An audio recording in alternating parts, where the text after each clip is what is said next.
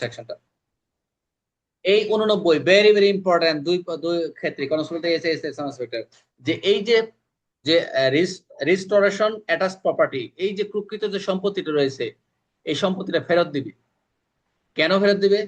কোন কারণে ফেরত দিবে, এই কথাগুলো এখানে বলা রয়েছে। এখানে মুস্তাফিজ দ্বারা যেটা বলছে যে আপনি যে প্রোভটা করছেন আদালত থেকে, যে এখন ফেরত কখন দিব, যখন ওই যে সে হাজির যে একটু একটু ইন্টারেস্টিং আছে সেটা হচ্ছে এই প্রোকোপ অ্যাটাচমেন্টের ক্ষেত্রে যে প্রক্লেম পার্সন যিনি থাকবে এই সম্পত্তিটা হচ্ছে একটা সরকারের আন্ডারে থাকবে, সরকারের ব্যবস্থায় থাকবে। তবে একটা টাইম আছে, যদি ওই ব্যক্তি ওই যে সত্য দাবি করে আদালত কি বলে এটাকে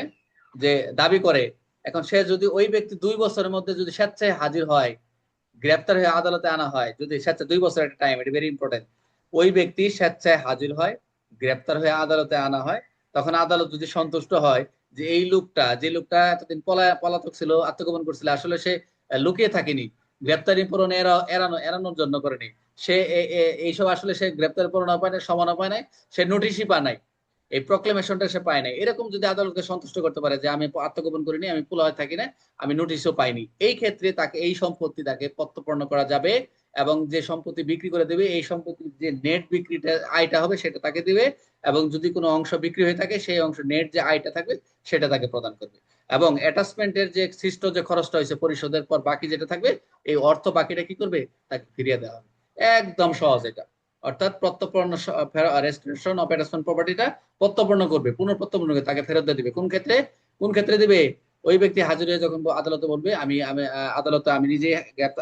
স্বেচ্ছায় হাজির হয়েছি, আমি পলাতক থাকিনি, আমি গ্রেপ্তার এড়াইনি, আমি এটা নোটিশও পাইনি, এই ক্ষেত্রে আদালতের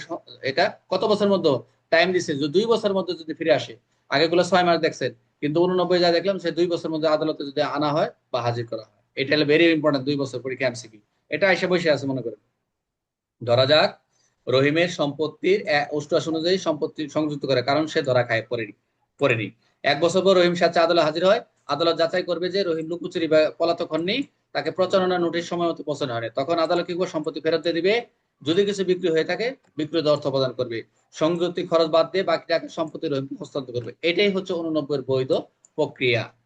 তো 89 থেকে আমরা যদি এমসিকিউ দেখি, 89 থেকে সম্পত্তি কবে ফেরত দেবে, অবশ্যই প্রক্লেম পার্সন স্বেচ্ছায় হাজির হয়ে গ্রেপ্তার আদালত সন্তুষ্ট করে। 89 আদালত কি যাচাই করবে, অবশ্যই প্রক্লেম পার্সন নোটিশ পেয়েছে কিনা। সম্পত্তি বিক্রি হয়ে গেলে কি করবে, অবশ্যই বিক্রির যে নেট আয়টা থাকবে সেই আয়টা প্রদান করবে। আর অ্যাটাচমেন্টের খরচের বাকি সম্পত্তি কি করবে, অবশ্যই ব্যক্তিকে ফেরত দিতে হবে। তাহলে 89 সর্বোচ্চ সময়সীমা কত দেখলাম আমরা, এটা হলো এমসিকিউ। ফেরত দেওয়ার সময়সীমা কত, 2 ইয়ার্স, 2 বছর। এই ছিল 2 বছর মোটামুটি স্যার। আমাদের কার্যবিধির শেষ আলোচনা, অর্থাৎ শেষ বলতে আমাদের এই চ্যাপ্টারই, অর্থাৎ 75 থেকে আমরা 89 পর্যন্ত মোটামুটি আমাদের যে কার্যক্রমগুলো, একজন গ্রেপ্তার ক্ষেত্রে আসামির ক্ষেত্রে কি কি কার্যক্রমগুলো করি, কারা করে, কারা দায়িত্বে থাকে, পর্যায়ক্রমে গ্রেপ্তার গুলো কার কার মাধ্যমে নির্দেশিত হয়, এবং কত এই জুরিডিকশন আউটসাইড জুরিডিকশনও কার্যক্রম কিরকম হয়, এবং গ্রেপ্তারের পর এটার ম্যাজিস্ট্রেটের কি কারণে গ্রেপ্তার হাজির হওয়ার পর কি করণীয়, এবং সেই ক্ষেত্রে আমরা দেখলাম যদি গ্রেপ্তার পরোয়ানার ক্ষেত্রে যদি হাজির হতে ব্যর্থ হয় সেটা একটা হুলিয়া জারি হয়, হুলিয়া জারি একটা টাইম দেওয়ার পর সে যখন সেটা পাঠ করার পর যখন এটাও কোনো ব্যর্থ হয় আদালত, তখন কি করবে,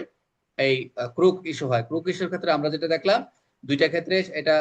কি করবে, একটা স্থাবর আর একটা হলো অস্থাবর ক্ষেত্রে, এবং স্থাবর অস্থাবর ক্ষেত্রে আমরা দেখলাম যে কোনো একটা টাইম দেওয়া আছে 6 মাসের মধ্যে হাজির হলে যাচাই বাছাই করে ফেরত দিবে, আর যদি হাজির না হয় 6 মাসের মধ্যে ওই সম্পত্তি যে পতনশীল ক্ষয়শীল হয় সেটা কি করবে, আদালতের মাধ্যমে সরকার কৃষকের টাকা জমা দেবে। কিন্তু আবার কথা বলছে, যদি আবার একটা টাইম দিচ্ছে, যদি সে কোনোভাবেই যদি আদালতে ফিরে আসে, কোনোভাবে 2 বছরের মধ্যে যদি ফিরে আসে, আদালত টাইম থাকবে যে আপনি 6 মাসের টাইম তো শেষই, বাট আবার একটা টাইম দিবে 2 বছরের মধ্যে, যদি প্রত্যর্পণ সম্পত্তি যদি কোনোভাবে সে ওই বাদী বা যে যাকে গ্রেপ্তার পরোয়ানা জারি করে সে আত্মগোপন করেনি, পলাতক করেনি, সে কোনো নোটিশ পায় নাই, সে আদালতে সন্তুষ্ট করে সে নিজে আদালতে আত্মসমর্পণ করেছে বা আদালতে হাজির হচ্ছে, সেই ক্ষেত্রে কি করবে, তার সমস্ত সম্পত্তি ফেরত দিবে, যেটা খরচ হচ্ছে নিটাই রেখে সেটা কি করবে, ফেরত দিয়ে দিবে। এই হলো মোট আলোচনা, মোটামুটি আমাদের 75 থেকে 89 শেষ। আমরা এখন আগামী শুক্রবার ইনশাল্লাহ আপনাদের এখান থেকে পরীক্ষা হবে।